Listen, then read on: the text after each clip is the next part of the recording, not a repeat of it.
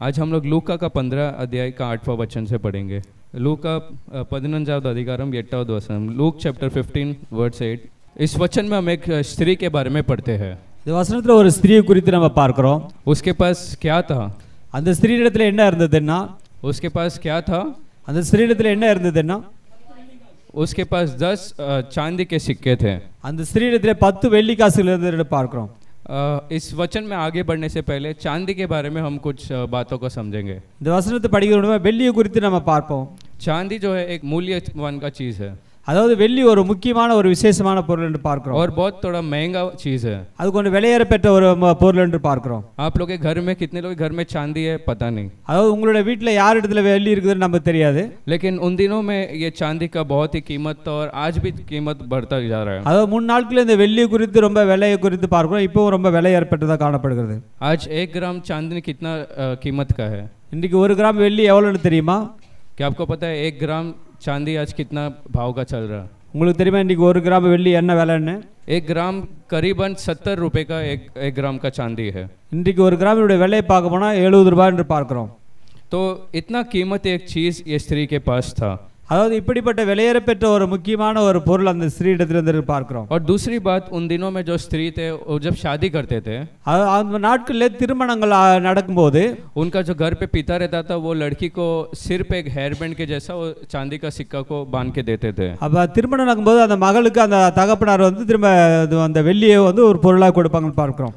अगर 10 सिक्का देगा तो लोग सिर में ऐसा 10 चांदी का सिक्के को बांध के रखते थे। அது 10 வெள்ளி காசுகள் இருந்தா அந்த அதை வந்து நம்ம நெற்றியில கட்டி இருப்பார்கள் என்று பார்க்கிறோம்। कुछ लोग के पिता लोग के पास पैसा ज्यादा रहता तो वो लोग 15-20 जितना उन लोग का दे सकते उतना बांध के रखते हैं। அதாவது சில தகப்பனுடையதுல அதிகமான வெள்ளிகள் இருந்தால் அதிகமான தங்க காசு வெள்ளி காசுகள் கொடுப்பார்கள் என்று பார்க்கிறோம்। तो इस स्त्री के पास जो 10 चांदी के सिक्के थे वो ये बताता है कि वो एक शादी की हुई एक स्त्री है।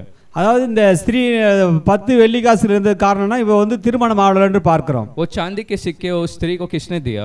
அது அந்த வெள்ளி காசு யார் அவருக்கு கொடுத்தாருன்னா उसको किसने दिया? யார் அவங்களுக்கு கொடுத்தாருன்னா उसके पिता ने उसको दिया शादी करने के அவருடைய समय। தகப்பன் அவருக்கு கொடுத்த ஒரு வருமானம் இது சீதனமா என்று பார்க்கிறோம்। और तीसरी बात, वो चांदी का सिक्का का क्या महत्व था? அது மூன்றாவது அந்த வெள்ளியினுடைய முக்கியமான வார்த்தை என்னென்றால் वो उस चांदी के सिक्के के भरोसे में अपना जीवन बिता सकती है। ஏன்னா அந்த வெள்ளியினுடைய இதை வைத்து நம்முடைய ஜீவனை கழிக்க முடியும் என்ற ஒரு நம்பிக்கை இருந்தது।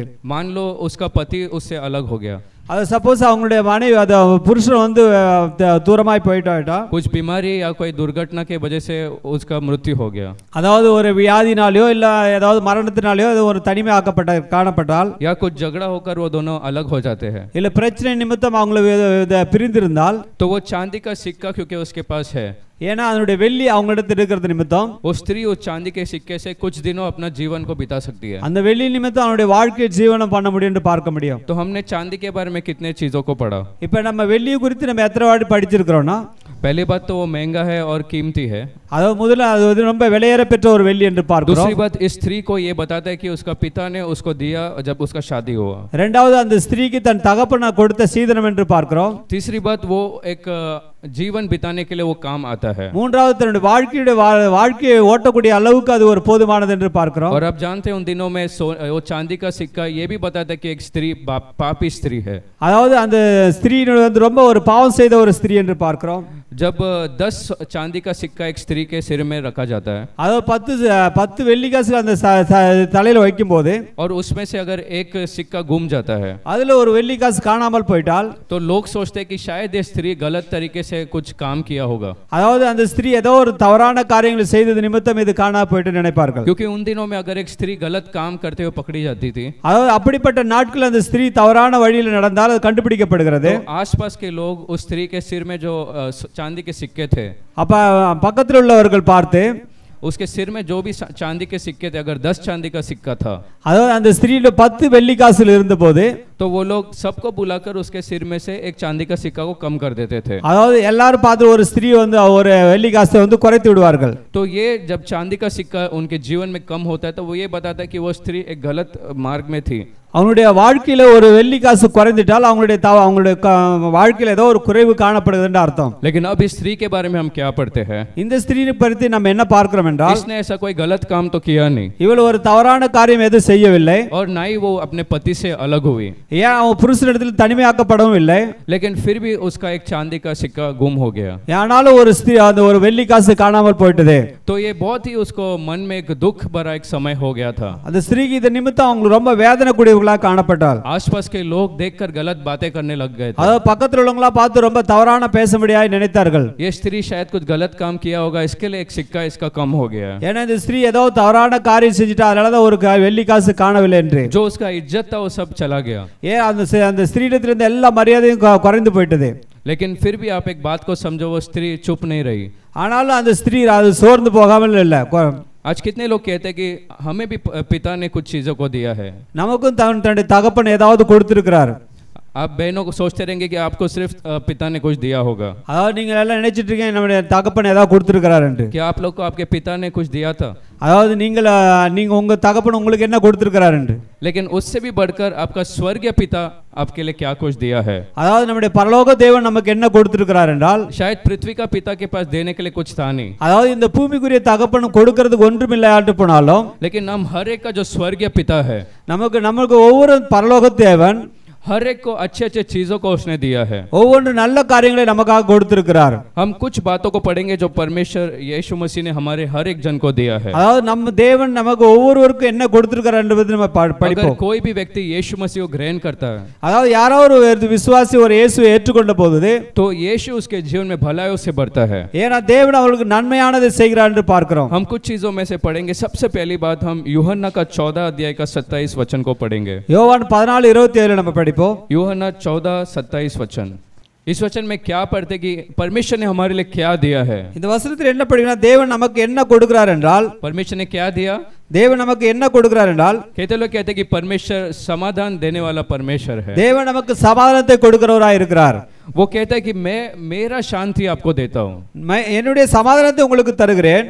जानते हैं उसका शांति और मनुष्य देने वाला शांति में एक फर्क है. தேவன் கொடுக்கிற சமாதானம் மனுஷன் கொடுக்கிற சமாதானத்துக்கு ஒரு வித்தியாசம் உண்டு. जब मनुष्य आपको शांति देता है तो उसमें आपको डर हो सकता है. மனுஷன் ஒரு சமாதானத்தை கொடுக்க விரும்பினால் அதுல நமக்கு பயம் காணப்படும். जब मनुष्य आपको शांति देता है कुछ समय को तो आप शांति पाएंगे, மனுஷன் கொடுக்கிற சமாதானம் நமக்கு கொஞ்ச நாளுக்கு மாத்திரம் தான் காணப்படும். लेकिन उसके बाद आप निराश हो जाएंगे. அதனால அது நிமித்தம் நம்ம ரொம்ப சோர்ந்து போகிறவர்களாய் காணப்படுவார்கள். लेकिन यहाँ पर परमेश्वर यीशु कहते हैं कि मैं मेरा शांति आपको देकर जाता हूँ. இங்கே வசனம் சொல்கிறது, தேவன் சொல்ற நான் உங்களுக்கு ஒரு சமாதானத்தை தருகிறவராய் காணப்படுகிறேன். जानते हैं उसका शांति में डर और निराशापन नहीं है. அவருடைய சமாதானத்துல பயம் கிடையாது, சோர்வு கிடையாது. एशाया का 48 अध्याय का 22 वचन, आइज़ाया 48 वर्स 22 हम पढ़ेंगे. ஏசாயா 48:22ல பார்க்கிறோம். यशाया 48 के 22 में ऐसा वचन लिखा है ஏசாயா புத்தகத்தில் இப்படி ஒரு வசனம் இருக்கிறது कि दुष्टों को शांति नहीं है. அதாவது துன்மார்க்கனுக்கு சமாதானம் இல்லை. कितने लोग कहते हैं कि दुष्ट एक व्यक्ति अगर दुष्ट तरीके से जीता है तो उसके जीवन में शांति नहीं है. துன்மார்க்கன் ஒரு துன்மார்க்கத்தில் ஜீவித்தால் அவனுக்கு சமாதானம் இல்லை என்று பார்க்கிறோம். आज क्या अपने जीवन को थोड़ा सोच कर देखेंगे? நீங்கள் நம்முடைய ஜீவன் எப்படிப்பட்டது என்று கொஞ்சம் நினைத்து பாருங்கள். क्या आपके जीवन में वो शांति है? நமக்கு அப்படிப்பட்ட ஒரு சமாதானம் இருக்கிறதா? क्या ऐसा शांति है जिसमें डर और निराशापन नहीं है? இந்த சமாதானத்தை ஒரு பயம் இல்லாமல் ஒரு துக்கம் இல்லாமல் இருக்கிறதா? या जैसे यशाया में लिखा है कि दुष्टों को शांति नहीं है. ஏசாயா புத்தகத்தில் எப்படி எழுதியிருக்குதோ துன்மார்க்கனுக்கு சமாதானம் இல்லை என்று. क्या आपके जीवन में आज वो शांति है नहीं? அப்படிப்பட்ட உங்களுக்கு அந்த ஜீவன்ல அப்படிப்பட்ட சமாதானம் இல்லாமல் இருக்கிறதா? तो जैसे उस स्त्री ने उस सिक्के को ढूंढी थी, எப்படி அந்த ஸ்திரீ தன்னுடைய அந்த காயினை தேடினது போல, जैसे उस चांदी का सिक्का को स्त्री ने ढूंढा, அந்த வெள்ளி காசு எப்படி அது தேடினது போல, वैसे आपको भी वो शांति अगर ढूंढना है तो आज आपको एक निर्णय को लेना है. நமக்கும் அந்த சமாதானத்தை தேடணும்னா நம்ம ஒரு நிர்ணயம் பண்ண வேண்டியதா இருக்கும். जानते यीशु का शांति कैसा रहता है? இயேசுவுடைய சமாதானம் எப்படி இருக்கிறது என்றால், एक दिन यीशु और शिष्य नाव से जा रहे थे, அதாவது இயேசு அவருடைய சீஷர்களும் படகுல போயிட்டு இருக்கும்போது और एक आंधी और तूफान बड़ा आ गया था, அதாவது பெரும் காற்று அடிக்க காணப்பட்டது. और सारे शिष्य डर गए थे. எல்லா சீஷர்களும் பயந்து போனார்கள். लेकिन हम पढ़ते यीशु वहां पर क्या कर रहे थे? இயேசு அந்த இடத்துல என்ன செய்தார் என்றால், यीशु क्या कर रहे थे वहां पर? இயேசு அந்த இடத்துல என்ன செய்தார் என்றால், यीशु उस नाव में सो रहे थे। அது இயேசு அந்த படகுல தூங்கி கொண்டிருக்கும் போது ऐसा एक शांति आज परमेश्वर हर एक जन को देना चाहता है। அப்படிப்பட்ட சமாதானத்தை உங்களுக்கு ஒவ்வொருவருக்கும் ஆண்டவர் தர விரும்புகிறார்। आपके जीवन में कितना भी परेशानियां तकलीफें आए, உங்களுடைய வாழ்க்கையில எப்படிப்பட்ட பிரச்சனைகள் காணப்பட்டாலும், कुछ समय वो तूफान के जैसा हो सकता है। அதாவது பெரும் காற்றை போல வீசினாலும், आप सोचते हैं कि वो नाव या आपका घर भी पूरा डूब जाएगा, அதாவது அந்த வீடு அந்த படகு எப்படி முழுகி போறது போல காணப்பட்டாலும், लेकिन जैसे उस परिस्थिति में यीशु सो रहे थे, எப்படி அந்த நேரத்துல இயேசு எப்படி தூங்கி கொண்டிருந்தாரோ, वैसा अगर यीशु अपना शांति देता तो आप भी हर एक तकलीफ और परेशानी में आप आराम से रह सकते हो। இன்றைக்கு நமக்குடைய பிரச்சனையின் மத்தியில நம்ம சமாதானத்தோடு கூட இருக்க முடியும்। क्या आप कहेंगे कि शांति का परमेश्वर तेरा धन्यवाद हो? ஏன்னா சமாதானத்தின் தேவன் நமக்கு நன்றி ஆண்டவரே। दूसरी बात हम देखते हैं कि परमेश्वर हमारे जरूरतों को पूरा करता है। இந்த மற்ற பார்க்கிறோம் தேவன் நம்முடைய தேவைகளை சந்திக்கிறவராய் இருக்கிறார்। दूसरा कोरिन्थियर 9 अध्याय का 8वां वचन को पढ़ेंगे। 2 கொரிந்தியர் 9:8 வசனத்தை பார்க்கிறோம்। उस वचन में लिखा है कि परमेश्वर आपको हमेशा हर एक चीज को बहुतायत से देता है। தேவன் ஒவ்வொரு காரியமும் நமக்கு தேவையானதை தருகிறார் என்று பார்க்கிறோம்। हमेशा जो कुछ आपको चाहिए उसे परमेश्वर देता है। எல்லாவற்றிலும் எப்போதும் தேவன் நமக்கு தருகிறவராய் இருக்கிறார் என்று பார்க்கிறோம்। हमेशा मतलब वो लॉकडाउन का समय भी हो सकता है। அதாவது हमेशाங்கும்போது லாக்டவுன் நாட்கள்ல उண்டு। कितने लोग विश्वास करते हैं कि लॉकडाउन के समय में भी परमेश्वर ने सब कुछ दिया? அதாவது எத்தனை பேர் சொல்ல முடியும் லாக்டவுன்ல கூட தேவன் நம்முடைய தேவைகளை சந்தித்தவராய் இருந்தார்। तो वही वचन कहता है कि हर एक समय में जो कुछ जरूरत है परमेश्वर बहुतायत से देता है। எந்த நேரத்திலும் நம்முடைய தேவைகளை சந்திக்கிற தேவனாய் இருக்கிறார் என்று பார்க்கிறோம்। इसलिए एक विश्वासी रहने के कारण पिता जैसा एक अपनी बेटी के लिए उस सिक्के को देता है। எப்படி விசுவாசம் தகப்பன் தன்னுடைய மகளுக்கு ஒரு அந்த வெள்ளி காசு கொடுத்தது போல, वैसे यीशु मसीह अपने बच्चों के सारे जरूरतों को हमेशा पूरा करना चाहता है। அதுபோல இயேசு கிறிஸ்து தன்னுடைய பிள்ளைகளுக்கு எல்லா தேவைகளை சந்திக்கிறவராய் இருக்கிறார்। लेकिन कुछ समय हम लोग मांगते लेकिन वो मिलता क्यों नहीं है? சில சமயத்துல நம்ம கேட்கிறோம் அதனால நமக்கு கிடைப்பதில்லை। याकूब का 4 के 3 में हम पढ़ते हैं। யாக்கோபு 4:3ல பார்க்கிறோம்। याकूब 4 के 3 में लिखा है, अगर आप लोग गलत इच्छाओं से मांगेंगे, நீங்கள் அதாவது தவறான யோசனையால கேட்டீர்களால் तो आपको वो सब मिलेगा नहीं। அது உங்களுக்கு கிடைக்காது। आप लोग मांगेंगे लेकिन मिलेगा नहीं। நீங்கள் கேட்பீர்கள் ஆனாலும் பெற்றுக்கொள்ள மாட்டீர்கள்। कितने लोग कहते हैं कि हमारा पिता अच्छा है, इसके लिए अच्छे चीजों को हमें देता है। ஏன்னா தேவன் நமக்கு தேவையானதை மாத்திரம் கொடுக்கிறார் என்று விரும்புகிறோம்। जो नहीं चाहिए आप मांगोगे तो भी परमेश्वर देगा नहीं। அதாவது தேவனுடைய விருப்பம் இல்லை என்றால் அது கேட்டாலும் கிடைக்காது। शायद शैतान आपको देना चाहेगा वो सब चीज, लेकिन आपका पिता आपको नहीं देगा। ஆனா பிசாசு உங்களுக்கு கொடுக்க வருமோ ஆனாலும் ஆண்டவர் உங்களுக்கு அதை தடை செய்வார்। हमारा परमेश्वर के पास अगर आप एक धर्मी बनकर जिएंगे तो सब भलाइयों को वो आपको देगा। அதாவது தேவனிடத்தில் நீங்கள் நீதிமானாய் காணப்பட்டால் எல்லா தேவைகளையும் ஆண்டவர் சந்திக்கிறவராய் இருக்கிறார்। ईसाक के 2 पुत्र याकूब और एसाव थे। ஈசாக்குடைய பிள்ளைகள் வந்து 2 பேர், யாக்கோபு ஏசா। और याकूब ने गलत तरीके से जो बड़े पुत्र का जो आशीष है उसे ले लिया। அதாவது யாக்கோபு தன்னுடைய சகோதரனுடைய எல்லா சுதந்திரத்தை பெற்றுக்கொண்டான்। और एसाव बाद में अपने पिता के पास आया। ஏசா தன்னுடைய தகப்பனிடத்தில் வந்தபோது और वो रोते हुए पूछने लगा कि क्या आपके पास सिर्फ एक ही आशीष है? அதாவது அவன் தகப்பனிடத்தில் ஆயுதா உன்னிடத்தில் ஒரு ஆசீர்வாதம் மட்டும் தான் இருக்குதா? क्या मुझे आशीष करने के लिए तेरे पास कुछ भी नहीं है? என்னை ஆசீர்வதிக்க உன்னிடத்தில் ஒன்றுமே இல்லையா?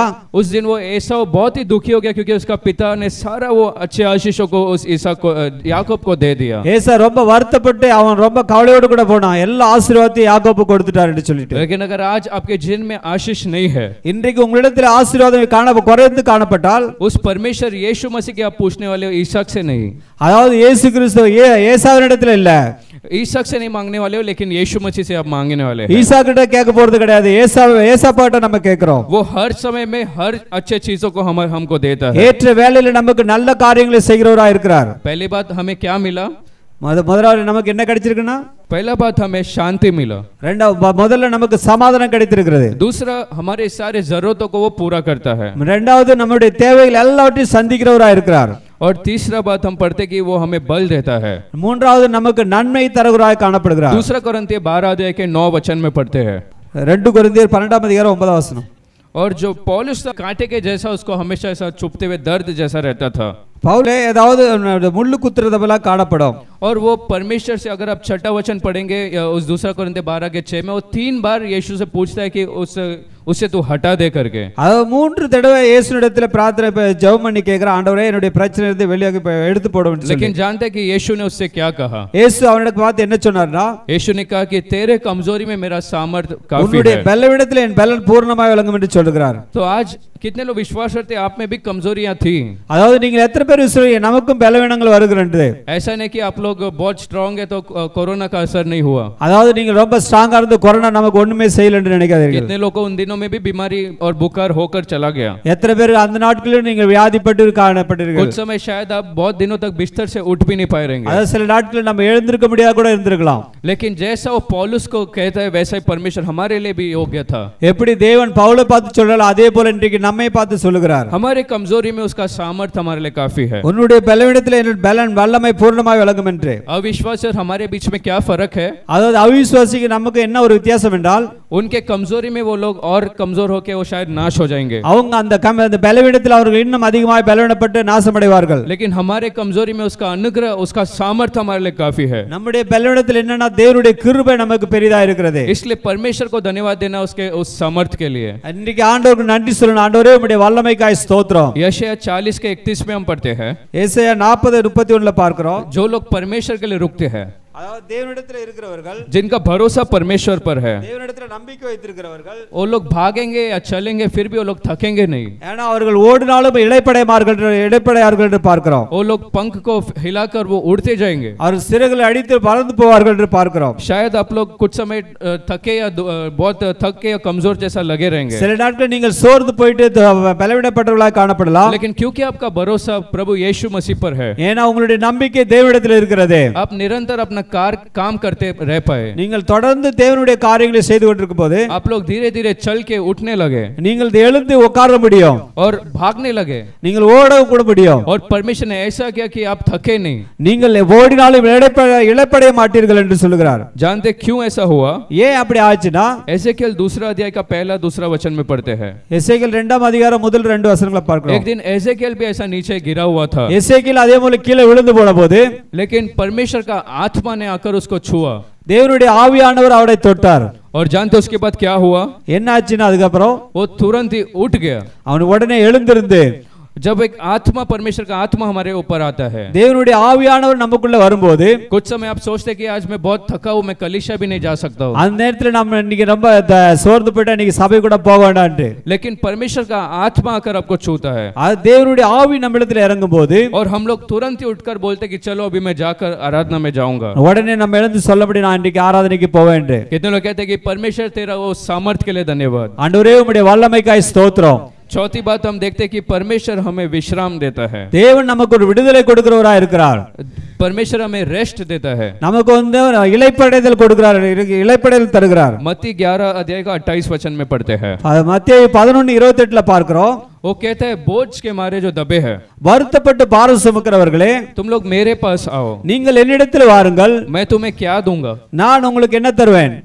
मैं तुम्हें विश्राम को दूंगा, वो कहता है। நான் உங்களுக்கு ஒரு இளைப்பாறுதல் தருவேன்கிறார்। आज बहुत सारे लोगों का क्या तकलीफ है? இன்றைக்கு சில பேருக்கு என்ன பிரச்சனை என்றால் वो लोग में बहुत सारे तकलीफ और बहुत सारा बोझ है।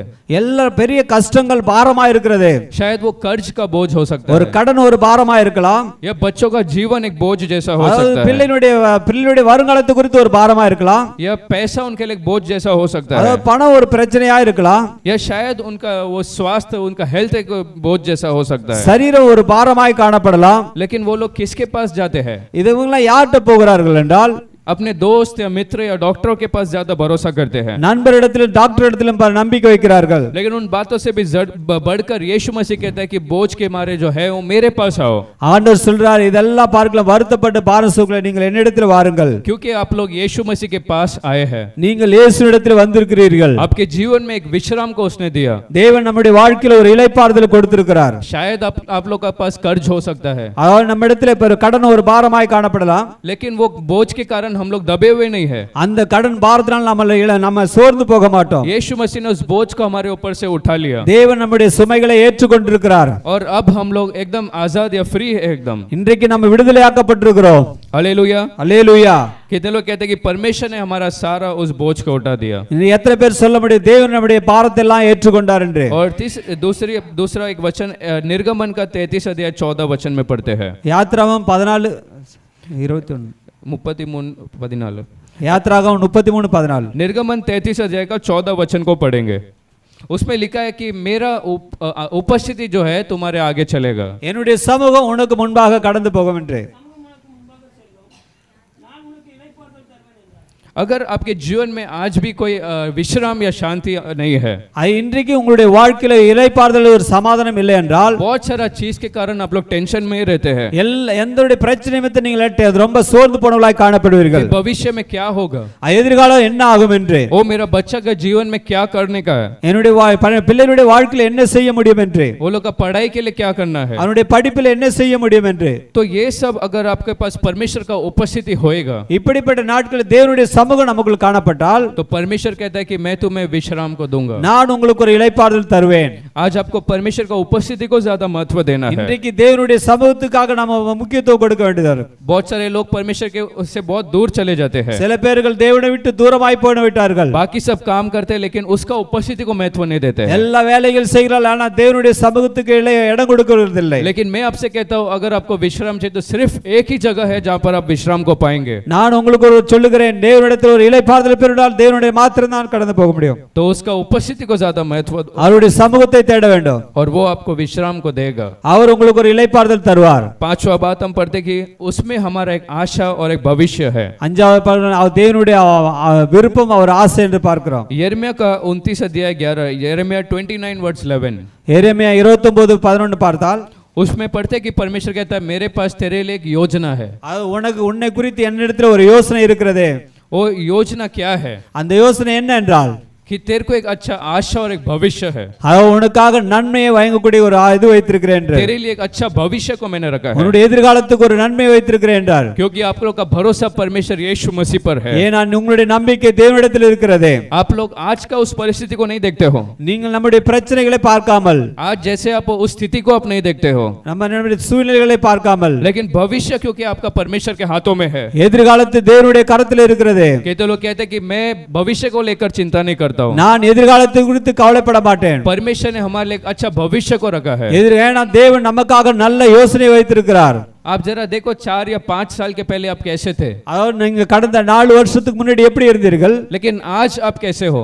நீங்க இப்போது எப்படி இருக்கிறீர்கள். शायद उन दिनों में आप लोग इतना पैसा नहीं रहा होगा, அதாவது கடந்த நாட்களில் பண வசதி இல்லாமல் இருந்திருக்கலாம். ये आपका घर कैसा था, உங்களுடைய வீடு எப்படி இருந்திருக்கும். वो बच्चों का जीवन में फीस भी नहीं भरने जैसा हुआ रहेगा, உங்களுடைய பிள்ளையுடைய வாழ்க்கையில ஃபீஸ் கூட கட்டக்கூடிய சூழ்நிலை இருந்திருக்கலாம். लेकिन आज परमेश्वर ने आपको अच्छा एक स्थिति में रखा है. ஏன்னா தேவன் இன்றைக்கு நன்மையான காரியங்களை வைத்திருக்கிறார். और ऐसा ही विश्वास करो कि भविष्य भी आपका अच्छा है. நீங்கள் விசுவாசிகள், எதிர்காலத்தில் தேவன் எப்படியா வைத்திருப்பார். कोई भी सरकार राज्य करे वो कहेंगे कि अच्छे दिन आएंगे, அதாவது எந்த ராஜ்யம் அரசாங்கம் இது செய்தால் நல்ல நாட்கள் வரும் என்று சொன்னாலும், लेकिन हमारे लिए जो अच्छे दिन और अच्छा भविष्य सिर्फ परमेश्वर यीशु मसीह दे सकते हैं. ஏன்னா நமக்கு நல்ல நாட்களும் நல்ல நேரமும் ஆண்டவர் தான் கொடுக்க முடியும்.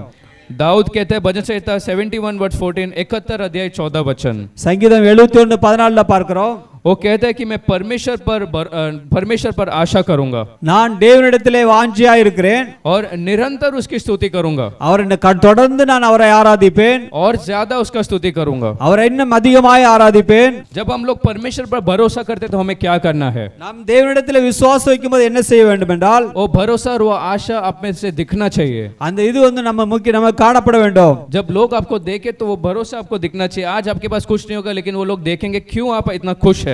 அதாவது சில பேர்கள் நினைப்பார், இவர்கள் எப்படி இவ்வளவு சந்தோஷமா இருக்கிறார்கள் என்று. उसका एक ही कारण आपको परमेश्वर का स्तुति और करना है. ஏன்னா தேவனை மாத்திரம் நம்மை துதிக்க வேண்டும். तभी परमेश्वर आपका वो एक आशा आप में बना रहेगा. அப்பதான் தேவனுடைய ஆசீர்வாதம் நமக்குள்ளே கடந்து வரும். जानते हैं आपका भविष्य इधर इस पृथ्वी पर खत्म नहीं होएगा. அதாவது நம்முடைய இந்த யோசனை இந்த பூமியிலே முடிந்து போறது கிடையாது. एक जगह है जहां पर परमेश्वर यीशु मसीह हमें लेकर जाएंगे. ஏன்னா தேவன் ஒரு இடத்தை வைத்திருக்கிறார், நம்மை அங்க ஆயத்தம் பண்ற இடத்துக்கு கொண்டு போவார். वहां पर दुख और वेदना आंसू नहीं है, அங்க ஒரு கவலை இல்லை, துக்கம் இல்லை, வேதனை இல்லை என்று பார்க்கிறோம். वहां पर पानी का चिंता नहीं, पैसा का चिंता नहीं, कोई भी प्रकार का चिंता या बीमारी भी नहीं है. அங்க தண்ணீருக்கு வேதனை இல்லை, பணத்துக்கு கஷ்டம் இல்லை என்று பார்க்கிறோம். और लाइट बिल का या कोई भी तरीके का कोई भी परेशानी ये नहीं. அங்க லைட் பில் கட்டணும் என்ற ஒரு கவலை பிரச்சனையே கிடையாது. स्वर्ग हमारे लिए परमेश्वर ने तैयार किया है. தேவன் நமக்காக பரலோகத்தை ஆயத்தப்படுத்தியிருக்கிறார். उसने कहा कि मैं जाकर तुम्हारे लिए एक जगह को बनाता हूँ. நான் கடந்து சென்று ஒரு இடத்தை ஆயத்தம் பண்ணுவேன் என்று. कितने लोग विश्वास करते हैं कि हमारा एक जगह स्वर्ग में है. நான் எத்தனை பேர் சொல்ல முடியும் நம்முடைய இடம் பரலோகத்தில் இருக்கிறது என்று. और वही एक जीवित आशा परमेश्वर ने हमारे लिए रखा है. அது ஒரு ஜீவனுள்ள இடம் என்று ஆண்டவர் கொடுத்திருக்கிறார். उस स्त्री को तो सिर्फ 10 चांदी के सिक्के थे, அந்த ஸ்திரீயிடத்திலே 10 வெள்ளிக்காசுகள் இருந்தது. लेकिन हमारे लिए परमेश्वर ने बहुत सारे चीजों को रखा है. என் தேவன் நமக்காக பெரிய காரியங்களை வைத்திருக்கிறார். पहला बात हमने क्या पढ़ा था? முதல்ல நம்ம என்ன வாசித்தோம்? पहले बात हमने देखा शांति, முதல்ல பார்த்தா சமாதானம், दूसरा वो जरूरतों को पूरा करता है, நம்முடைய தேவைகளை சந்திக்கிறவரா இருக்கிறார், तीसरा बात वो बल देता है, அவர் நமக்கு பலத்தை கொடுக்கிறார், और चौथा बात वो हमें विश्राम देता है, அவர் நமக்கு நாலாவது இளைப்பாறுதல் தருகிறவரா இருக்கிறார், और पांचवा उसमें एक आशा और एक भविष्य है, நம்முடைய எதிர்காலத்தை ஆண்டவர் வாழ்க்கை செய்கிறவரா இருக்கிறார். और भी बहुत सारा चीज है, अगर बताने को समय तो नहीं है. இன்றைக்கு எப்படின்னா பார்க்கணும், என்ன அதிகமான காரியங்கள், ஆனா நேரங்கள் இல்லாத பொழுது वो आशीष को देने वाला परमेश्वर அவர் है, ஆசீர்வாதத்தை கொடுக்கிறவரா இருக்கிறார், अच्छा स्वास्थ्य को देने वाला परमेश्वर है. நல்ல ஒரு எதிர்பார்ப்பை தருகிறவரா இருக்கிறார். तो हमें परमेश्वर को धन्यवाद देना कि जो कुछ भलाई उसने हमारे जीवन में दिया, ஆண்டவரே நீர் எனக்காக கொடுத்திருக்கிற நன்மைகளுக்காய் ஸ்தோத்திரம். और सबसे बढ़कर उसने हमारे जीवन में क्या दिया है. ரொம்ப விலையேற பெற்ற காரியங்கள் என்ன செய்திருக்கிறார் என்றால், परमेश्वर ने अपने खुद के बेटा यीशु मसीह को हमारे लिए मारे जाने के लिए दिया. ஏன்னா பிதா நமக்காக தன்னுடைய ஒரே பேரான குமாரனை கொடுத்திருக்கிறார். उस कारण से हम सबको उद्धार मिला. அது நிமித்தம் நமக்கு எல்லாரும் ஒரு விடுதலையாக ரட்சிக்கப்பட்டிருக்கிறோம். परमेश्वर का वचन कहता है जिस परमेश्वर ने खुद का बेटा को हमारे लिए अगर दिया है, பரலோக பிதா தன்னுடைய ஒரே பேரான குமாரனை நமக்காக கொடுத்திருக்கிற போது तो क्या उसके साथ सारे अच्छे चीजों को वो नहीं देगा. இன்னும் அது கூட என்ன எதெல்லாம் கொடுக்காத இருப்பார். तो विश्वास करो कि हमारा स्वर्गीय पिता वो जो स्त्री है उससे भी ज्यादा पिता दे सकता है. பரலோகத்தின் பிதா இன்னும் அதிகமான காரியங்களை நமக்கு தருகிறவரா இருக்கிறார்.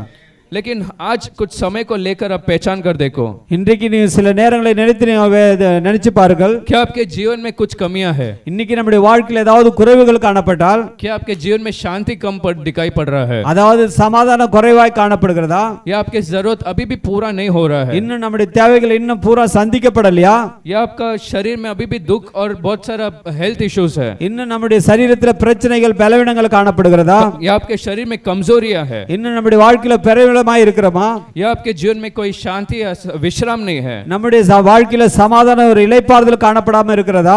तो जैसे स्त्री ने अपने 10 सिक्कों में से एक को खोया है, எப்படி அந்த ஸ்திரீ அந்த 10 வெள்ளி காசுல ஒரு வெள்ளி காசு தொலைக்கப்பட்டது போல, शायद आपके जीवन में भी आपने वो सब खोया है. இன்றைக்கு நீங்கள் உங்களுடைய வாழ்க்கையில் அப்படி தொலைந்திருக்க காணப்படும். तो आज यहाँ से जाने के पहले आपको वो सब को ढूंढ के जाना है. இன்னைக்கு அதெல்லாம் அந்த எப்படி அந்த இது இன்னைக்கு நம்ம எல்லாம் தேடி கண்டுபிடிக்க வேண்டியதா இருக்கும்.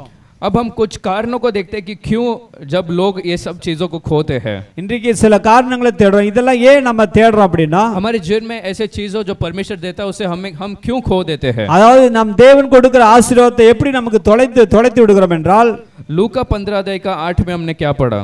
லூக்கா 15 அதிகாரம் 8 வசனத்தில் என்ன படிக்கிறோம்டா, उस वचन में लिखा है कि वो उस द्वीप को लैंप को जलाएगी, அந்த ஸ்திரீ தன் வீட்டு அது விளக்கை பொருத்தி वो दीपक को जलाएगी. அது விளக்க கொளுத்தி, इसका मतलब उसके घर में क्या था, அவங்க அந்த வீட்டுல என்ன இருந்தது என்றால், उसके घर में क्या था. அந்த வீட்டுல என்ன இருந்தது என்றால், आप भी घर पे कभी लाइट जलाते हो, நம்ம வீட்டுல எப்ப லைட் எதுக்காக போடுறோம் என்றால், क्या दिन में कोई लाइट चालू करके रखता है. பகல்ல யாராவது லைட் போட்டுக்கிட்டு இருப்பாங்களா, तो शायद माता पिता उस बच्चे को भी चिल्लाएंगे क्या दिन में तू लाइट चालू करके रखा है. தகப்பன் தாய்மார் சொல்ல எதுக்கு பகல்ல லைட் போட்டுருக்கறேன்னு. तो ये स्त्री एक अंधकार में थी, இந்த ஒரு ஸ்திரீ ஒரு அந்தகாரத்துல இருக்கும்போது, और उसका वो सिक्का गुमा था. அந்த நேரத்துல அந்த காசு காணாம போயிட்டது பார்க்கிறோம். आज भी बहुत सारे जीवन में क्यों वो लोग सब कुछ हारते हैं. இன்றைக்கு நம்முடைய வாழ்க்கையில ஏன் சில பிரச்சனை சோர்ந்து போய் வெறுமையாக்கப்படுறோம் என்றால், क्योंकि लोग या जीवन में कुछ प्रकार का अंधकार दिखता है. சில ஜீவனுடைய வாழ்க்கையில அந்தகாரத்துல இருக்கும்போது, जानते वचन क्या कहता है उत्पत्ति 1:3 में, அதாவது ஆதியாகமம் 1:3 என்ன பார்க்கிறோம் என்றால், परमेश्वर जो है अंधकार से नफरत करने वाला परमेश्वर है, ஆண்டவர் தேவன் இருளை வெறுக்கிறவராய் காணப்பட்டார். लेकिन लाइट से क्या करता है. அதாவது ஒளியில் என்ன செய்யறான்னா, परमेश्वर लाइट को पसंद करने वाला एक परमेश्वर है. ஏன்னா ஒளி நல்லது என்று ஆண்டவர் விரும்புகிறவராய் இருக்கிறார். इसलिए परमेश्वर ने जब उस उजियालों को बनाया, இதனால தான் ஆண்டவர் வெளிச்சத்தை உண்டு பண்ணினார். उसके बाद उसने क्या कहा, அதுக்கப்புறம் ஆண்டவர் என்ன சொன்னார் என்றால், उसने कहा कि वो उजियाला अच्छा है. அது வெளிச்சம் நல்லது என்று ஆண்டவர் காணப்பட்டார். तो हमारा परमेश्वर उजियाला को तो पसंद करता है लेकिन अंधकार को नहीं करता है. அது தேவன் ஒளியை விரும்புகிறார், அந்தகாரத்தை விரும்புகிறவர் அல்ல.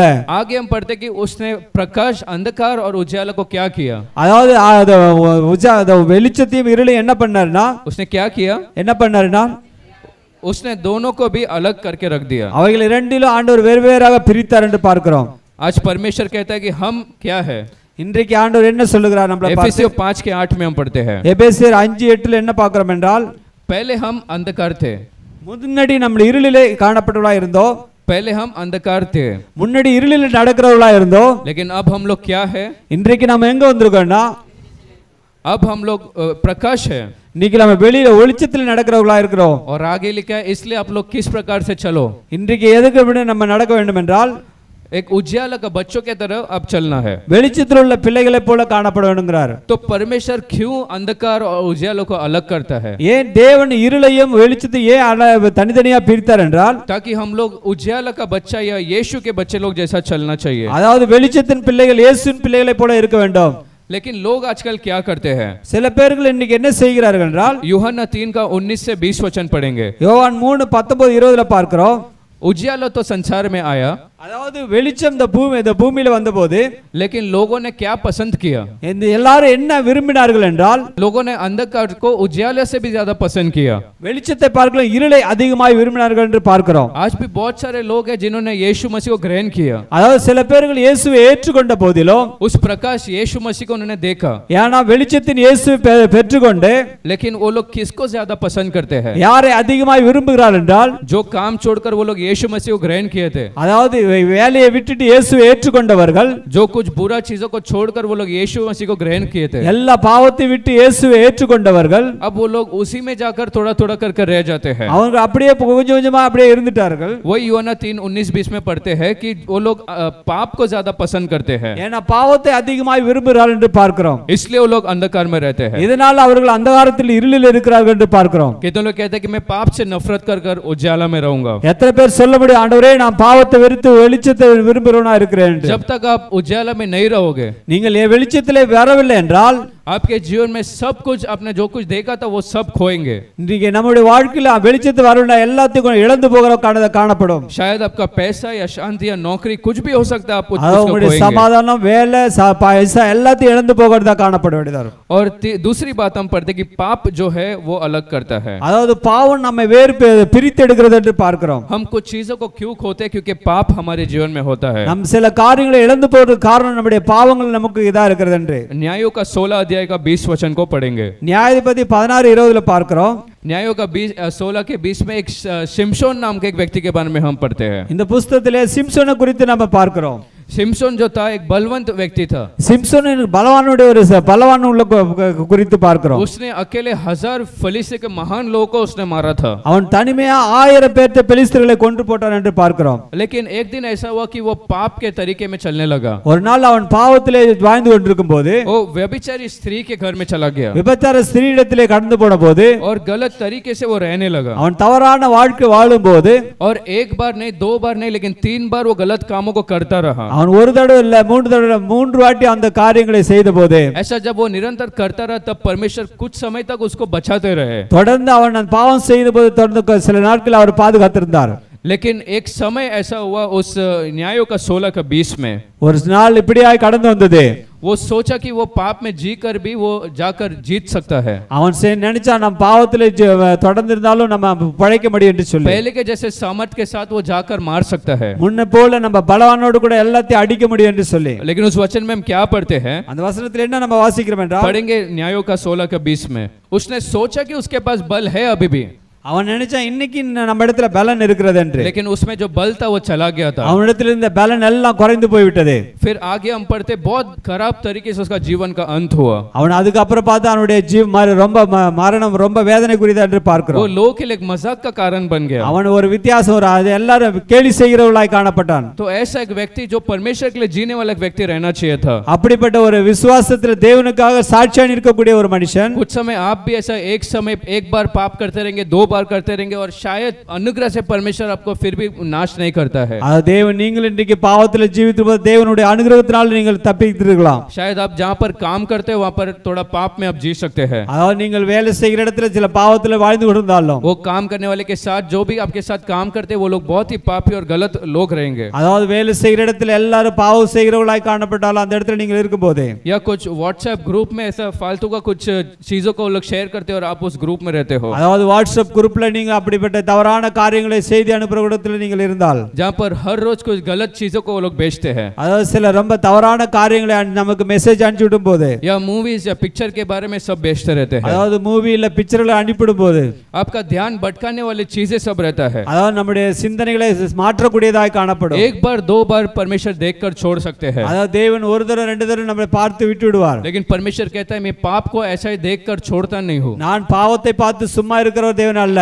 जैसे वो शैमसन को यीशु जब छोड़ के परमेश्वर छोड़ के गए तो उसने अपना सामर्थ को खोया, எப்படி அவன் சிம்சோன் எப்படி தேவனிடத்தில் இருந்த பலத்தை இழந்து போனது போல, जब निरंतर एक पाप का जीवन में आप जिएंगे, அதை நாம் தொடர்ந்து பாவத்தில் ஜீவிக்கும் போது जो नौकरी परमेश्वर ने आपको दिया, தேவன் கொடுத்திருக்கிற அந்த வேலை, जो पढ़ाई या अच्छा नौकरी या पद को परमेश्वर ने दिया, அதாவது பதவி மற்ற எல்லா படிப்பு நமக்கு கொடுத்திருக்கிற போது, जो चंगाई या स्वास्थ्य घर या जो कुछ भी परमेश्वर ने दिया होगा, விடுதலை எல்லா சமாதானம் நமக்கு கொடுத்திருக்கிற போது वो एक ही मिनट में शायद चला जाएगा. ஒரு நிமிஷத்துல எல்லாத்தையும் இழந்து போகிறதா காணப்படும். आज आपको थोड़ा ध्यान देकर जो भी गलत चीजें उससे दूर होना है, இன்றைக்கு நீங்கள் நல்ல நினைச்சு பாருங்க, சில தவறான காரியத்தை எடுத்து போட வேண்டியதா नहीं तो இருக்கும். आने वाले दिनों में ये सब चीज आपके जीवन में हो सकता है. வருகின்ற நாட்களில் இதெல்லாம் நமக்கு சம்பவிக்கதா இருக்கும். परमेश्वर का वचन कहता है कि आपको पाप से दूर रहना है. தேவனுடைய வசனம் சொல்லுது பாவத்திலிருந்து நீ விலகி ஓடு என்று சொல்லி. और चौथी बात हम देखते हैं कि जब दूसरों के बारे में गलत कहते हैं तो एक नुकसान आता है. அதாவது சில பேர்களை தவறானது நம்ம பேசும்போது நமக்கு நஷ்டம் வருது என்று பார்க்கிறோம். गिनती का 12 अध्याय का पहला 3 वचन को पढ़ेंगे. என்னாகமம் அது 12ஆம் அதிகாரம் அதுல 1-2 வசனங்களை பார்க்கிறோம். उस वचन में मरियम और हारून ऐसा कह रहे थे. அதாவது மரியம் and ஆரோன் என்ன சொல்றாங்கன்னா, वो लोग पहला वचन में पढ़ते वो लोग मूसा के विरोध बात करने लगे. அவங்க மோசேக்கு விரோதமாக பேசினார்கள் என்று பார்க்கிறோம். वो लोग ने क्या विरोध में कहे? என்ன விரோதமாக பேசினார்கள் என்றால், क्या परमेश्वर सिर्फ मूसा से ही बात करता है? அதாவது மோசேயினிடத்தில் மாத்திரம் தான் தேவன் பேசுவாரா என்று, हमारे द्वारा भी परमेश्वर बात करते हैं. எங்களிடத்திலும் தேவன் பேசுவார் என்று சொன்னார்கள். आज बहुत सारे विश्वासी ऐसा ही सोचते हैं. சில பேர் விசுவாசிகளும் அப்படி ஏற்றுக் கொண்டிருக்கிறார்கள். बहुत सारे लोग दूसरे सब जगहों में जाकर सुसमाचार को नहीं बांटते हैं. அதாவது சில மற்ற இடத்துல போயிட்டு சுவிசேஷங்களை அறிவிக்காத இருக்கிறார்கள். लेकिन कलीसिया में वो लोग सोचते हैं कि माइक लेकर ऐसा प्रचार करते रहेंगे. அதாவது சபையிலே இந்த மாதிரி மைக் எடுத்து பிரச்சாரம் பண்றாங்க. कुछ लोगों को अगर गीत गाने को नहीं देते तो कलीसिया छोड़ के चले जाते हैं. அது சில பேர்கள் பாட்டு படிக்க தரலனா அவங்க சபையை விட்டு போய் விடுறார்கள். आजकल ऐसा कलीसिया में होता है. இதெல்லாம் சபையில இப்படி எல்லாம் நடந்து கொண்டிருக்கிறது. वो लोग कहते हैं क्या वचन सिर्फ परमेश्वर का दास ही बोल सकता है? அதாவது தேவனுடைய வசனம் தேவனுடைய ஊழியக்காரர்கள் மாத்திரம் தான் பேச முடியுமா? हम लोग भी बोल सकते हैं, நாங்களும் சொல்ல முடியும். लेकिन परमेश्वर ने उनसे कहा, தேவன் அவர்களை பார்த்து சொன்னார், मैं मेरे दास को एकदम सामने सामने मुंह पे बताता हूँ कि क्या बोलना है. நான் என் ஊழியக்காரத்தில் முகமுகமாய் பேசுக என்ன சொல்ல வேண்டும் என்று. और इसलिए परमेश्वर उनसे क्रोधित हो गया. அவங்கள தான் அவங்க விரோதமாய் அவங்கள்ட்ட காணப்பட்டார். उस वचन में पढ़ते कि मिरियम को क्या हो गया था? அது மிரியமுக்கு என்ன ஆச்சு என்றால், जब यीशु को क्रोध आया, அதாவது தேவனுடைய விரோதம் வந்தபோது, जब यीशु का क्रोध आया तो मिरियम को ऊपर पूरा कोड़ी का बीमारी आ गया था. தேவனுடைய கோபம் வந்தபோது அவர் குஷ்டரோகமாய் மாறி போனார் என்று பார்க்கிறோம். जब लोग परमेश्वर के दास या परमेश्वर के लोगों के विरोध में कहते हैं, और நீங்களும் தேவனுடைய ஊழியக்காரர்கள் அவருடைய ஊழியத்துக்கு விரோதமாய் பேசினால், आजकल बहुत सारे लोग फोन लेकर घंटे घंटे बात करते हैं. சில பேர்கள் போன் எடுத்து ரொம்ப மணிக்கணக்காக பேசிக் கொண்டிருக்கிறார்கள். घर पे जाकर एक विश्वासी के बारे में दूसरा विश्वासी से, அதாவது ஒரு விசுவாசிகளை குறித்து மற்றொரு விசுவாசிகள் இடத்துல, फिर उसका फोन रिकॉर्ड करके तीसरा को बेचते हैं. அந்த போன் ரெக்கார்ட் பண்ணி மற்றொரு இடத்துல அனுப்பிடுவார்கள். और वो फिर बताएंगे कि ये क्या बोल रही थी उसको तो सुन. அவங்க என்ன சொல்றாங்கன்னு நீங்க கேளுங்க அப்படின்ட்டு. और बहुत आसान हो गया आजकल एक विश्वासी के बारे में दूसरा को कहना. இன்றைக்கு ரொம்ப சுலபமாயிட்டு ஒரு விசுவாசத்தை குறித்து மற்றொரு விசுவாசத்தை பேசுறது. पहला मोबाइल फोन नहीं था तो लोग कलीसिया के बाद सीधा घर जाते थे और फिर अगले संडे को आते थे. அதாவது மொபைல் இல்லாதப்ப ஃபர்ஸ்ட் வீட்டுக்கு போவாங்க, மற்ற அடுத்த சண்டேக்கு வருவாங்க. लेकिन अभी यही सब होता है कि वो लोग विरोध आपस में ग्रुप भी बनाते हैं व्हाट्सएप का. இன்னைக்கு மற்றவர்கள் ஒரு குரூப் செஞ்சு வச்சிருக்கிறார்கள். और उसमें वो लोग ऐसा बोलते हैं एक दूसरे के बारे में. அதுல சொல்வார்கள் ஒருத்தர் குறித்து ஒருத்தர் குறை சொல்லுகிறது. अगर एक क्लास में 50 लोग रहते हैं, அது ஒரு கிளாஸ்ல ஒரு 50 பேர்கள் இருக்கும்போது उसमें एक ग्रुप रहेगा जिसमें पूरा 50 लोग रहते हैं. அது ஒரு குரூப்ல எல்லாரும் ஒரு 50 பேர்கள் இருப்பார்கள். और दूसरा ग्रुप में जिसमें 30 लोग रहेंगे. இரண்டாவது குரூப்ல ஒரு 30 பேர்கள் இருப்பார்கள். और फिर चौथा ग्रुप जिसमें 10 लोग रहेंगे. அதாவது நாலாவது குரூப் ஒரு 10 பேர் தான் இருப்பார்கள். और फिर एक पांचवा ग्रुप जिसमें 4 या 5 लोग रहेंगे. மற்ற அஞ்சாவது குரூப்ல ஒரு 4 பேர் இல்ல 5 பேர்கள் இருப்பார்கள். उसमें एक ग्रुप में जो 3 लोग हैं वो बाकी लोग के बारे में दूसरा कुछ बोलेंगे. அது ஒரு குரூப்ல இருக்கிற 3 பேர் வந்து மற்ற குரூப்ல இருக்கிறவங்க பேசுவார்கள். अगर कुछ डिस्कशन होएगा तो वो दूसरा ग्रुप तीसरा ग्रुप के बारे में गलत बोलेगा। அதாவது ஏதாவது டிஸ்கஷன் பண்ணா ஒரு குரூப் மற்றொரு குரூப்பை குறித்து ஏதாவது தவறானது பேசுவார்கள். आजकल कलीसिया में भी ये सब बहुत साधारण से होने लगा। இப்படி சபையிலே இப்படிப்பட்ட காரியங்கள் ரொம்ப சாதாரணமாக நடந்து கொண்டிருக்கிறது என்று பார்க்கிறோம். संसार के लोग के बारे में कहेंगे शायद बच सकते हैं, लेकिन अगर आप परमेश्वर के लोगों या दास के बारे में आप लोग गलत बोलेंगे, அதாவது உலகத்தை குறித்து பேசினால் தப்பிக்கப்படுவீர்கள், ஆனால் தாசனுடைய ஊழியக்காரர்களை பத்தி பேசினால் நீங்கள் ரொம்ப தப்பிக்க तो மாட்டீர்கள். आपके जीवन में जो अच्छा स्वास्थ्य होगा, அதாவது நீங்களுடைய வாழ்க்கையில ரொம்ப பிரச்சனைகள் காணப்படும். अच्छा हेल्थ रहेगा, तो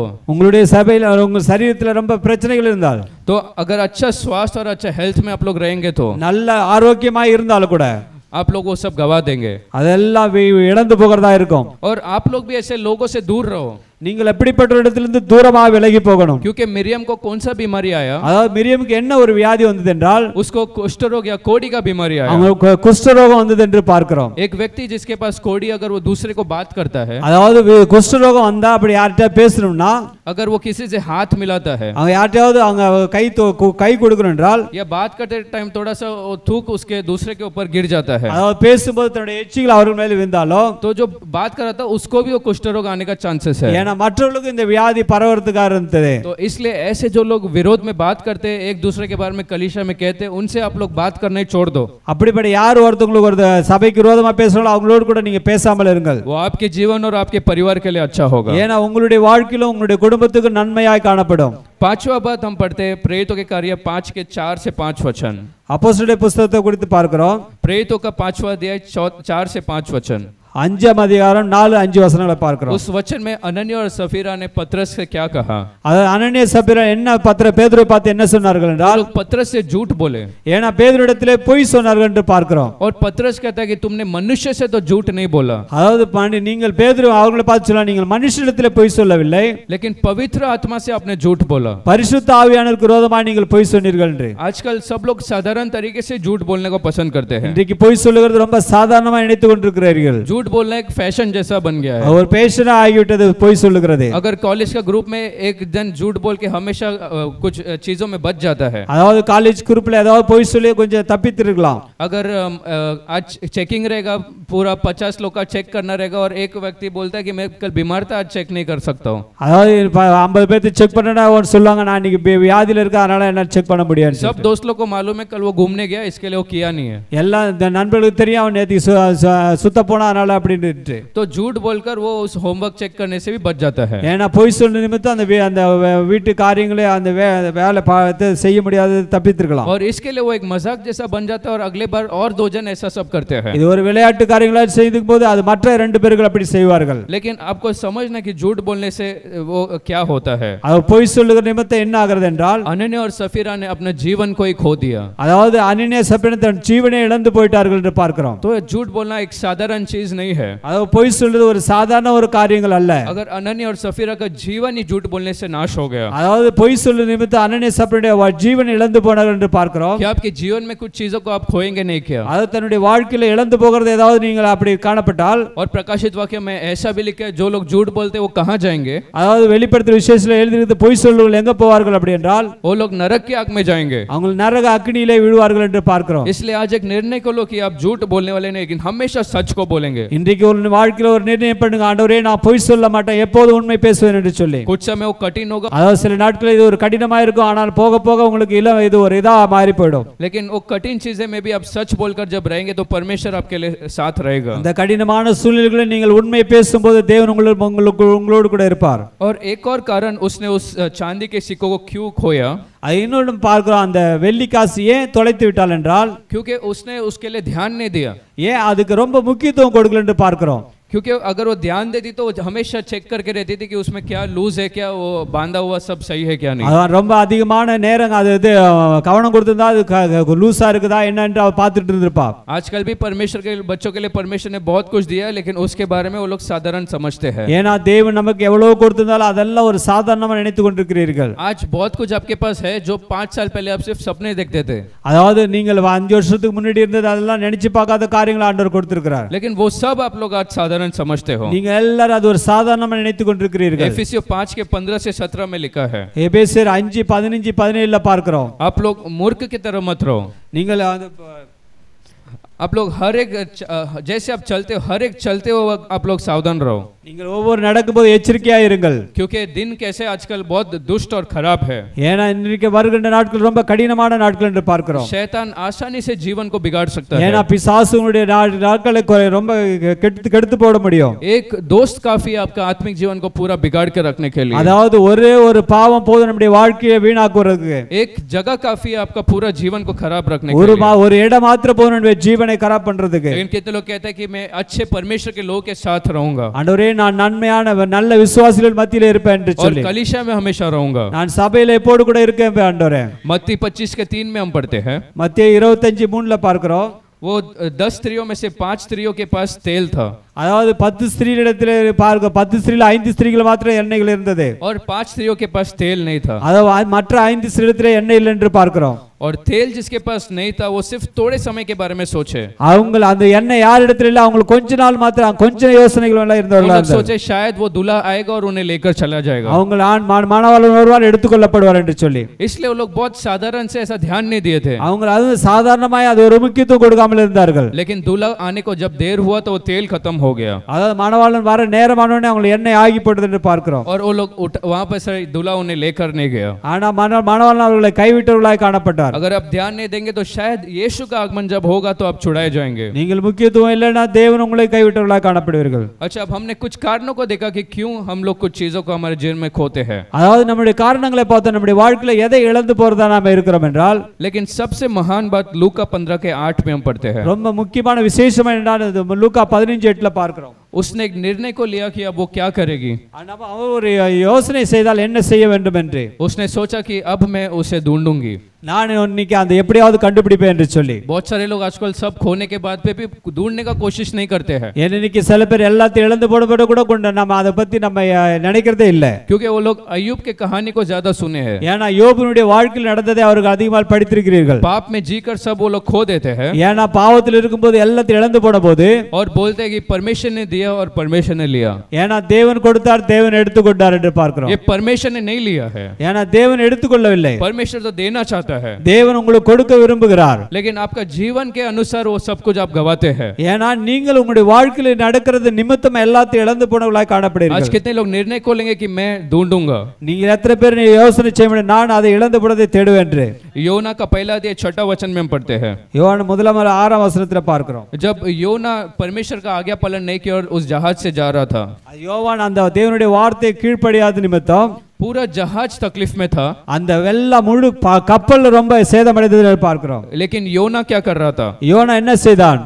योना अंदर सो रहा था. யோனா ரொம்ப தூங்கி கொண்டிருந்தான். उस कप्तान ने आकर योना से पूछा. அந்த மாலுமி வந்து அவனிடத்துல கேட்டான் कि तू कैसे सो पा रहा है. நீ எப்படி தூங்கி கொண்டிருக்கிறாய் என்று. आज आपको भी आपके जीवन में पूछकर देखना कि आप चुप कैसे रह सकते हैं. அதாவது நீங்கள் உங்களுடைய வாழ்க்கை நினைத்து கேட்டு பாருங்கள் நீங்க எப்படி சும்மா இருக்கிறீர்கள். शायद आप योना के तरह एक कारण बन सकते हैं. அதாவது யோனாவை போல நீங்களும் ஒரு காரணமா இருக்கலாம். आपका घर का जो परेशानी या तकलीफ वाला परिस्थिति है. அதாவது உங்களுடைய வீடு ரொம்ப பிரச்சனைகள் போராட்டத்தில் இருக்கும்போது वो शायद आपके कारण हो सकता है. அதெல்லாம் உங்கள் நிமித்தமாய் கூட இருக்கலாம். आपको आज पूछना है कि मैं क्यों सो रहा हूँ. நான் இன்றைக்கு ஏன் தூங்கி கொண்டிருக்கிறேன் என்று. मैं ढूंढूंगा और उसको सही करूंगा मेरे जीवन में. நான் தேடுவேன் அதெல்லாம் சரி செய்வேன் என்று. क्योंकि अगर आप नहीं ढूंढेंगे तो आप फेंके जाएंगे. ஏனா நீங்கள் அப்படி தேடலைனா உங்களை வீசப்படுவர்களாய் காணப்படுவீர்கள். योना 1 के 9 और 15 वचन में ऐसा पढ़ते हैं. யோனா 1:9-15 பார்க்கிறோம். 9वें वचन में वो कहता है कि मैं परमेश्वर का आराधना करता हूँ. நான் தேவனை ஆராதிக்கிறவனாய் இருந்தேன். जो स्वर्ग और पृथ्वी को बनाया है. பரலோகத்தின் தேவனை பரலோகத்தின் ஆகாயத்தை உண்டு பண்ணினவர். लेकिन ऐसा आराधना करने वाले एक व्यक्ति के साथ क्या हुआ. அப்படிப்பட்ட ஆராதிக்கிற அந்த விசுவாசியிடத்தில் என்ன ஆச்சுன்னா योना पहला अध्याय 15 वचन में उसको पानी समुद्र में फेंक दिए. யோனாவை தூக்கி தண்ணீரில் வீசப்பட்டார்கள். आज आप लोग भी कहेंगे कि मैं आराधना करता हूँ परमेश्वर का.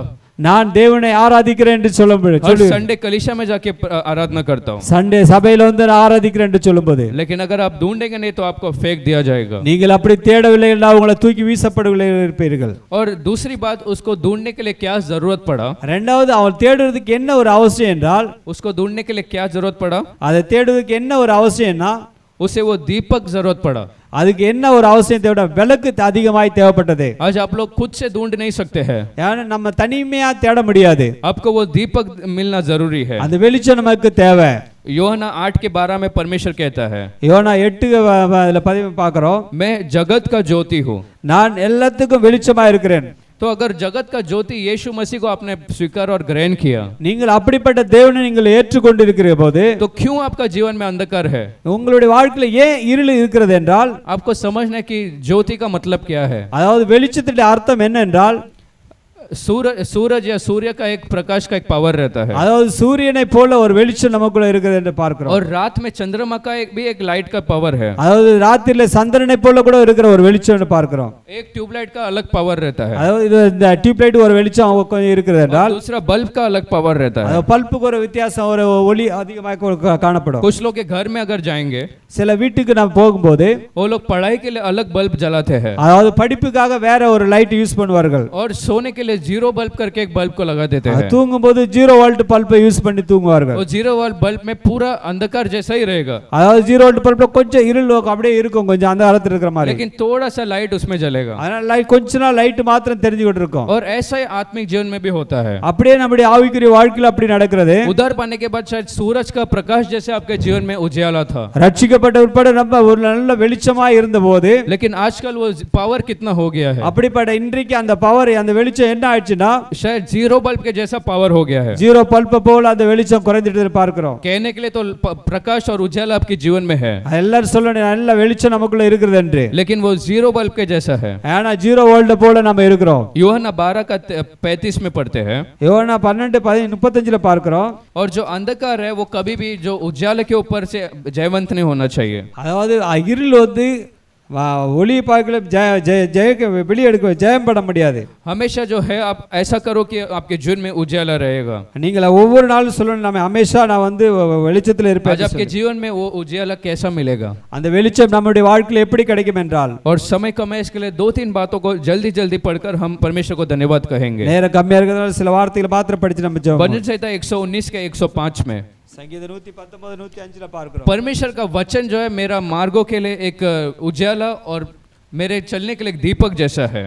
தேவனுடைய வசனம் நம் நடக்கக்கூடியதுக்கு வெளிச்சமா இருக்கிறது என்று பார்க்கிறோம். तो आज अगर आपको वो प्रकाश चाहिए आपके जीवन में, நம்முடைய வாழ்க்கையில வெளிச்சம் தேவையா, तो आप वचन को ज्यादा महत्व दो, தேவனுடைய வார்த்தைக்கு முக்கியத்துவம் கொடுக்க வேண்டும். दिन और रात वचन को पढ़ते रहो, இரவும் பகலும் தேவனுடைய வார்த்தையை வாசித்துக் கொண்டிருக்க வேண்டும். हो सकता है तो कुछ वचन को आप याद कर मेमोराइज करके रखो। சில நேரங்களில் நம்ம வார்த்தைகளை நினைச்சு அதை இதை நினைச்சு மெமரி செஞ்சு வச்சிடுவோம். यहाँ पे कितने बच्चे लोग को आप लोग बाइबल वर्ड्स मेमोराइज करने को बोलते हैं? சில பேர் எத்தனை சின்ன குழந்தைகளை வேதத்தை மெமரி பண்ணி வச்சிருக்கீங்கன்னா, जब संडे स्कूल गाना गाएंगे तो उसके बाद 1-2 बाइबल वर्ड्स भी बोल दो, அதாவது சண்டே பாட்டு படிக்கும் போது சில வார்த்தைகளை தேவனுடைய வார்த்தையை நம்ம சொல்ல வேண்டும். क्योंकि अगर बचपन में वो बायाट नहीं करते हैं तो அதாவது நம்ம சிறுமையில அந்த வார்த்தையை நம்ம படிக்க மெமரி बड़े होने के बाद वो मुश्किल पड़ जाता है। ஏன்னா பெருநாடு பேர் ரொம்ப கஷ்டம். अभी भी मेरे को याद है हम लोग छोटे थे, मेरी मम्मी हम लोग को चॉकलेट देकर बोलती थी 5 या 10 वचन को बोलो तो चॉकलेट मिलेगा। இன்னைக்கு எனக்கு ஞாபகம் இருக்குது, எங்க அம்மா வந்து சாக்லேட் கொடுத்து 5 வசனங்களை படிச்சாதான் அப்படி சாக்லேட் தருவேன். तो उन दिनों में 10 वचन बोलेंगे तो एक चॉकलेट मिलता, हम लोग उसके लिए बहुत खुश होते थे। அப்ப 10 வசனங்களை படிச்சிட்டு சொல்லும்போது ஒரு சாக்லேட் கிடைக்கும்போது ரொம்ப சந்தோஷப்படுவோம். और आप लोग भी ऐसा बच्चों लोग को उत्साहित करो कि परमेश्वर का वचन को पढ़ेंगे। நீங்களும் பிள்ளைங்களுக்கு அப்படிப்பட்ட உற்சாகத்தை கொடுங்க, பிள்ளைங்க நல்ல வசனத்தை படிக்கிறதுக்கு. और अगला हो सकता है तो अगला इतवार को अगर कोई बच्चा 3 से 5 वचन बोलेगा तो उसको हम लोग एक चॉकलेट दे देंगे। அடுத்த வாரத்துல 3 ல இருந்து 4 வசனம் சொல்லுவங்களுக்கு நம்ம சாக்லேட் தருவோம் அடுத்த வாரம். परमेश्वर क्योंकि चाहता है कि वचन बने रहना चाहिए और वही हमारे जीवन में उजाला को लाता है। ஏனா தேவனுடைய வசனம் நம்மிடத்தில் இருக்கும்போது ஒரு வெளிச்சத்தை கொண்டு வருது என்று பார்க்கிறோம். फिलिपियो 2 का 14 और 15 वचन का कहता है। फिलिपियर 2:14 ல பார்க்கிறோம். जब आप लोग वचन को पकड़ के रखेंगे, தேவனுடைய வசனத்தை நம்மிடத்தில் இருக்கும்போது, तो आप लोग तारों के तरह प्रकाशवान होंगे, ஏனா நட்சத்திரங்களைப் போல இருப்பீர்கள் என்று. तो आपको सिर्फ आपके जीवन में वचन चाहिए अगर आपको उजाला देखना है। தேவனுடைய வசனம் மாத்திரம் நமக்கு வெளிச்சத்தை பிரகாசத்தை கொண்டு வர முடியும். और क्या वो चीज है जो आपके जीवन में उजाला को ला सकता है? மற்ற என்ன காரியம் நம்முடைய வாழ்க்கையில ஒரு வெளிச்சத்தை கொண்டு வரும்னா, मरकुस पहला अध्याय 35 वचन में, மார்க் 1 அதிகாரம் அதுல 35 வசனம். जब अंधकार था तो यीशु मसीह ने क्या किया? அந்த காலத்தில் இருக்கும்போது இயேசு என்ன சொன்னார் என்றால், जब सुबह का समय था और अंधकार ही था, அதாவது காலை இருளான இருக்கிறதுல அந்த தேவன் அந்த காலத்தில் இருக்கின்ற பார்க்கிறோம். यीशु ने प्रार्थना की, தேவன் ஜெபம் பண்ணினார் என்று பார்க்கிறோம். जानते जब उनका प्रार्थना खत्म हुआ तो दिन का एक उजाला को देख पाए। ஏனா அந்த ஜெபம் முடிந்த உடனே ஒரு வெளிச்சத்தை ஆண்டவர் கண்டு கொண்டார் என்று आज பார்க்கிறோம். आपके इस अंधकार जैसा परिस्थिति में आपको प्रार्थना करो, இன்றைக்கு அந்த காலத்தின் பிரச்சனையில நீங்கள் இருக்கும்போது ஜெபம் பண்ண और வேண்டும். निरंतर जैसा प्रार्थना करते रहोगे तो आप देखेंगे कि सारा अंधकार हट के जैसा सुबह को सूरज का किरण उठता है। நீங்கள் தொடர்ந்து ஜெபம் பண்ணும்போது ஒரு வெளிச்சத்தை எப்படி சூரியனை போல ஒரு வெளிச்சத்தை பெற்றுக்கொள்வீர்கள். धीरे धीरे आपके जीवन में धीरे धीरे जैसा सुबह का समय में उजाला आता है वैसे आपके जीवन में उजाला आएगा। தொடர்ந்து கடந்து போகும்போது உங்களுடைய வாழ்க்கையில ஒரு வெளிச்சத்தை பெற்றுக்கொள்வீர்கள். निर्गमन 34 का 29 और 30 वचन में सीनाई पर्वत से जब मूसा नीचे उतरा, அதாவது சீனாய் மலையிலிருந்து மோசே கீழே இறங்கின போது परमेश्वर के साथ समय बिताने के बाद जब नीचे उतरा, அவன் தேவனிடத்தில் சஞ்சரித்து கீழே இறங்கின போது लोगों ने उस मूसा के मुंह में एक रोशनी को देखा। தேவனுடைய அந்த மோசேனுடைய முகத்திலே ஒரு பிரகாசத்தை கண்டார்கள். लोग मूसा से देखकर डरने लगे। மோசேயை பார்த்து பயந்தார்கள். आज जब आप परमेश्वर के साथ समय बिता के प्रार्थना करते वाले व्यक्ति जैसा बनेंगे, நீங்கள் தேவனிடத்தில் ஐக்கியப்பட்டு ஜெபித்துக் கொண்டிருக்கும் போது आपके ऊपर जब वो रोशनी को लोग देखेंगे, உங்களுடைய இருக்கிற அந்த முகத்தில் வெளிச்சத்தை மற்றவர்கள் பார்ப்பார்கள். आपके आसपास के लोग या काम करने वाले सब लोग आपसे डर जाएंगे। உங்களுடைய பக்கத்தில் இருக்க உங்களுக்கு கூட இருக்கிற வேலைகளை பார்த்து பயந்து போவார்கள். आपका शरीर शायद बहुत पतला रहेगा या सामर्थ्य भी नहीं रहेगा, அது உங்களுடைய சரீரம் ரொம்ப மெலிஞ்சு காணப்படலாம், வல்லமை இல்லாமல் இருக்கலாம். लेकिन जब वो चेहरे में एक रोशनी को देखेंगे लोग, ஏன்னா உங்களுடைய முகத்தில் ஒரு பிரகாசத்தை காண்பீர்கள். उस वचन में ऐसा ही लिखा है वो लोग मूसा को देखकर डर गए थे। ஏன்னா அந்த வசனத்தில் இப்படியா பார்க்கிறோம், மோசேயை பார்த்து பயந்தார்கள் என்று वो பார்க்கிறோம். यीशु मसीह का प्रकाश जब आपके जीवन में लोग देखेंगे, அதாவது தேவனுடைய பிரகாசம் நம்முடைய வாழ்க்கையில பார்க்கும்போது शत्रु लोग आपसे देखकर डरेंगे அது சத்ரு விரோதிகள் நம்ம பார்த்து பயப்படுவார்கள். और आप लोग एक जयवन जीवन को जिएंगे। ஜெயப்பான ஒரு விஷயத்தை நம்ம கண்டுபிடிக்க முடியும். एक आखिरी बात हम पढ़ते कि उसको और एक चीज क्या जरूरत पड़ा। இன்னொன்னு என்ன நமக்கு தேவை என்றால் उस लूका के 15 अध्याय का 8वां वचन को पढ़ेंगे। वो झाड़ू मारने के लिए एक झाड़ू को ढूंढ कर लाई थी। அவள் அந்த வீட்டை பெருக்கும்படியாய் ஒரு பொருளை கொண்டு வந்தாள் பார்க்கிறோம். कुछ समय जीवन में यीशु मसीह वो प्रकाश तो है, தேவன் நம்முடைய வாழ்க்கையில ஒரு பிரகாசமா இருக்கிறார். लेकिन फिर भी हम लोग कुछ ढूंढ खोया हुआ चीज को पा नहीं पाते हैं, ஏன்னா நம்ம இழந்து போனதை இன்னும் நம்ம பெற்றுக்கொள்ள முடியவில்லை. क्योंकि उन दिनों में जैसा आज टाइल्स या मार्बल जैसा फ्लोरिंग है, இன்றைக்கு நல்ல டைல்ஸ் மார்பிள் போட்டிருக்கிறார்கள். उन दिनों में घर में ऐसा मिट्टी या पत्थर के बीच में वो लोग का घर था। ஏன்னா அந்நாட்களிலே ரொம்ப மண்ணு அப்படி கல்லு மத்தியில் அவர்கள் வீடு இருந்தது. तो उसको जरूरत था उन दिनों में एक झाड़ू का जरूरत था। ஏன்னா அந்நாட்களில் அந்த வீட்டை கூட்டும்படி இருக்க ஒரு விளக்கமாறு தேவைப்பட்டது. आज आप भी जहाँ पर रहते हो या काम करते हो आसपास के लोग उस वैसा ही रहेंगे। இன்றைக்கு நம்முடைய வாழ்க்கையில் நம்ம குடும்பத்திலே நம்ம வேலை செய்யற இடத்துல அப்படிப்பட்ட இருக்கலாம். आपके पास यीशु मसीह का प्रकाश है लेकिन आप ढूंढ नहीं पाएंगे। ஏன்னா இன்றைக்கு இயேசு கிறிஸ்துவோட வெளிச்சம் இருந்தால் நம்ம தேடாம இருக்கிறோம். आपको चाहिए पवित्र आत्मा आपके जीवन में और काम करना चाहिए ताकि आप उसे ढूंढ पाए। நம்முடைய வாழ்க்கையில பரிசுத்த ஆவியினுடைய தேவை அதிகமாக இருக்கிறது. लूका के 11 अध्याय का 13 वचन को हम लोग पढ़ेंगे। லூக்கா 11:8-13 பார்க்கிறோம். और जो लोग पवित्र आत्मा को पूछते हैं उन्हें परमेश्वर और ज्यादा देने को खुश होता है। அதாவது பரிசுத்த ஆவியான அதிகமாக கொடுக்க விரும்ப நினைக்கிறார்கள். आज अगर आपको सब खोया हुआ चीज ढूंढना है तो सबसे पहला आपको वचन पढ़ना है। அதாவது நம்ம இழந்து போனதை பெற்றுக்கொள்ள வேணா நம்ம முதலாவது வசனத்தை அதிகமாக படிக்க வேண்டும். दूसरा बात आपको प्रार्थना करना है। நம்ம இரண்டாவது ஜெபம் பண்ண வேண்டும். और तीसरा बात पवित्र आत्मा और आपके अंदर चाहिए। அதாவது பரிசுத்த ஆவி இன்னும் அதிகமாக நமக்கு தேவை. इन बातों को आप लोग थोड़ा ज्यादा ध्यान से समझ के आज जाएंगे। இன்றைக்கு இந்த வார்த்தையை அதிகமாக நீங்க புரிஞ்சு கொண்டு நம்ம கடந்து போவோம். थोड़ा क्या आप निर्णय लेंगे कम से कम 1 महीना को मैं ऐसा देखूंगा। அதாவது நான் ஒரு மாசம் தொடர்ந்து இப்படி நான் செய்யும்போது आप लोग शायद रोज प्रार्थना करते हैं वो पता नहीं। அதாவது நீங்கள் தொடர்ந்து ஜெபம் பண்றீங்களான்னு தெரியாது. हर एक को पता है कि वो लोग रोज कितना कितना वचन पढ़ते हैं और कितना प्रार्थना करते हैं। ஒவ்வொருத்தருக்கும் தெரியும் நம்ம எப்படி ஜெபம் பண்றோம், எவ்வளவு வேதத்தை लेकिन படிக்கிறோம். आज जैसे आप निर्णय को लेकर जाते हो, இன்றைக்கு நம்ம நிர்ணயம் பண்ணி கடந்து जितना போகும்போது और ज्यादा वचन और प्रार्थना आप करेंगे, அதாவது அதிகமான வசனம் ஜெபம் பண்ணும்போது आने वाले दिनों में इस कलीसिया में आप लोग गवाही देंगे कि आपके जीवन में जो भी भलाई परमेश्वर करता है, அதாவது இது வரும் நாட்கள்ல தேவன் நமக்கு செய்யற அந்த நன்மை குறித்து वो जब ढूंढी इन चीजों के साथ तो उसको मिल गया। அதாவது நான் தேடினது இந்த இடத்துல கிடைத்தது என்று சொல்ல முடியும். और वो उसके जीवन में क्या आ गया था, அவங்களுடைய ஜீவன்ல என்ன வந்துச்சு என்றால் हम पढ़ते कि उसके जीवन में एक आनंद आ गया। அவனுடைய அந்த ஸ்திரீயத்திலே ஒரு சந்தோஷம் கடந்து வந்தது. हम सब लोग खड़े होकर परमेश्वर को धन्यवाद நம்ம करेंगे। எழுந்து தேவனுக்கு நன்றி சொல்லுவோம். आज जब आप परमेश्वर को ज्यादा महत्व देकर, நீங்கள் தேவனிடத்தில் அதிகமாய் முக்கியத்துவம் கொடுத்து जब आप ज्यादा वचन पढ़ेंगे, நல்ல வேதத்தை அதிகமாய் வாசிக்கும் போது, जब ज्यादा आप लोग प्रार्थना करेंगे தேவனிடத்தில் அதிகமாய் ஜெபம் பண்ணும்போது, और अभिषेक पाकर पवित्र आत्मा में जब भरे रहेंगे, பரிசுத்த ஆவியை பெற்றுக்கொண்டு நம்ம நிறைந்திருக்கும் போது आपके जीवन में एक बड़ा आनंद जो आपने कभी देखा ही नहीं रहेगा, ऐसा एक आनंद आपको मिलेगा। நம்முடைய வாழ்க்கையில கண்டிராத ஒரு சந்தோஷத்தை அப்ப கண்டுகொள்ள முடியும். आज शायद आपका जीवन रोने जैसा रहेगा, இன்றைக்கு உங்களுடைய வாழ்க்கை ரொம்ப அழுகை நிலைமையில இருக்கலாம். हर एक जगह नुकसान ही नुकसान दिखता எல்லா होगा, இடத்துல நஷ்டம் காணப்படலாம். या हर एक जगह आपका शरीर में भी कमजोरी होगा, நம்முடைய வாழ்க்கையில இருக்கிற எல்லா பலவீனமும் दर्द और वेदना से आप भरे रहेंगे, எல்லா வேதனையின் மத்தியில இருந்து கொண்டிருக்கலாம். घर पे जाएंगे तो भी परिस्थिति खराब, ஏனா வீட்டுக்கு கடந்து போலாம் நிம்மதியற்ற வாழ்க்கை. बच्चों को देखेंगे तो बच्चों के जीवन में भी एक तकलीफ और परेशानी, பிள்ளைகளை பார்த்தாலும் ரொம்ப பரிசானில இருக்கும்போது कि ये लोग का भविष्य में क्या होगा, இவருடைய வாழ்க்கையில எதிர்காலம் என்ன ஆகும் என்று.